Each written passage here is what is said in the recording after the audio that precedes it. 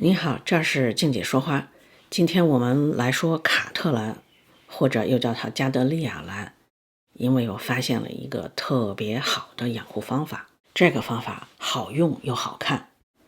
除了今天要介绍的这个方法以外，还准备汇总一下卡特兰养护的方法以及一些相关的问题吧。先来说这个方法，这个方法其实就是挂着养。挂着养其实不是什么新方法，之前没有太说它，是因为挂着养那个根垂下来呢，我就觉得很难拿到室内去欣赏，因为屋里没地儿挂。结果那天突然被我想到了一个主意，没地儿挂就摆着，找了一个高瓶子把它垫起来，这一下根儿叶花都能欣赏了，而且这样放着充满了野性美，就仿佛是在户外，它的根儿可以张牙舞爪地长着，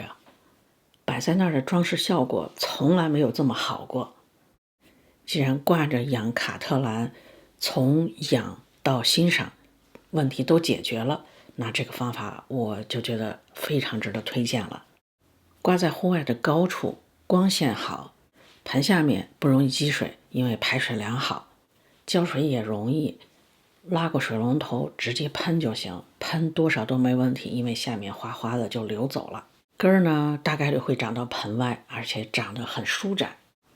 花开之后拿到室内欣赏，现在也不是问题了，把它垫高一点，那个根儿就可以垂下来，根儿也很漂亮。我用来垫盆的这个是一个细高的花瓶，我倒扣在那儿用。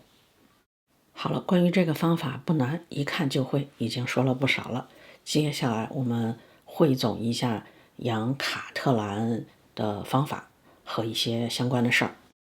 卡特兰需要比较高的光，但又不能直射，所以最好是遮光往下，但挂在高处。大致使用遮光50%就差不多。如果是光特别强烈的夏季，也可以考虑70%。观察叶片，如果叶片绿中微微带黄，说明光充足且合适。如果叶片过于黄且有干枯或者受伤的表现，那说明光过于强了。如果叶片的颜色过于浓绿呢，说明光可能不太足。如果没有遮光网的话，除了夏季，其他3个季节可以适当的晒一些早晚的阳光。夏季尤其要注意遮阳，可以放在树下或者挂在树下。比较适合它生长的温度大致是在20度到30度之间，只要不低于10度，基本上它是安全的。我这里冬季夜里最低的温度大概就在10度左右，所以我这儿可以1年4季养在户外。如果温度可以人工调控，白天温度大致在20到30度之间，夜里温度大致在15到20度之间，这样更有利于生长，也更有利于开花。湿度最好能够在50%以上，需要通风良好。如果在户外呢，这一般不太是问题。如果是养在花盆里，使用的质料可以是纯树皮，也可以是树皮、木炭加点珍珠岩。卡特兰给水的原则也是见干见湿，不过在夏季是它的生长旺季，这个时候的见干见湿，那个干微微一干就可以浇水。如果是养在户外，如果不下雨，夏季可以每天或者每隔1天用自来水去冲一冲。因为这种方式排水良好，挂在户外呢，小风一吹也很容易干，所以夏季可以经常很随意的去喷水。虽然说是很随意，也最好是早上去喷水，这样到晚上基本上就干了。这说的是叶子或者是叶心里的水基本上就干了。我们知道兰花的气孔不是夜里打开吗？如果夜里叶子上挂着水，过于湿的话呢，容易让病菌乘虚而入。之前说过，蝴蝶兰的代谢模式是景天酸式代谢模式，卡特兰也是。这种景天酸式代谢模式有一个特点，气孔晚上打开早上就闭合了，所以我们喷水最好选择上午。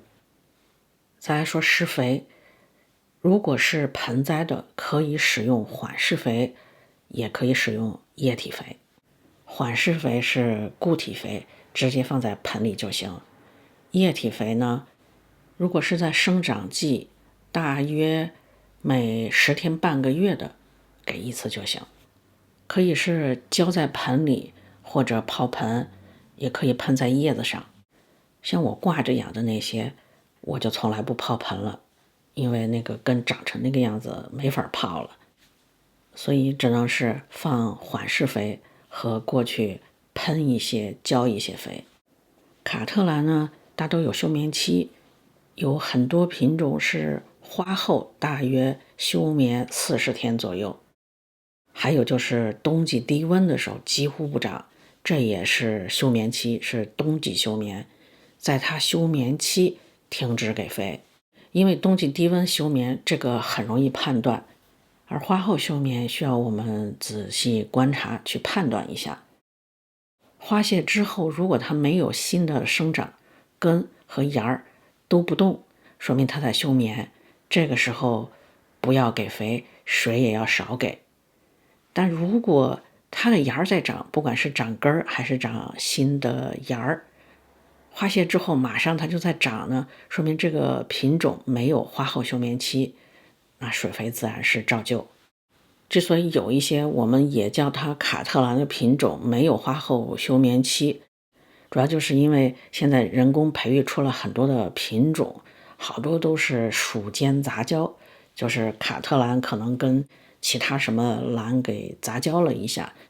培育出来的这个新品种呢，看着花也像是卡特兰，我们通常也把它当做卡特兰来养，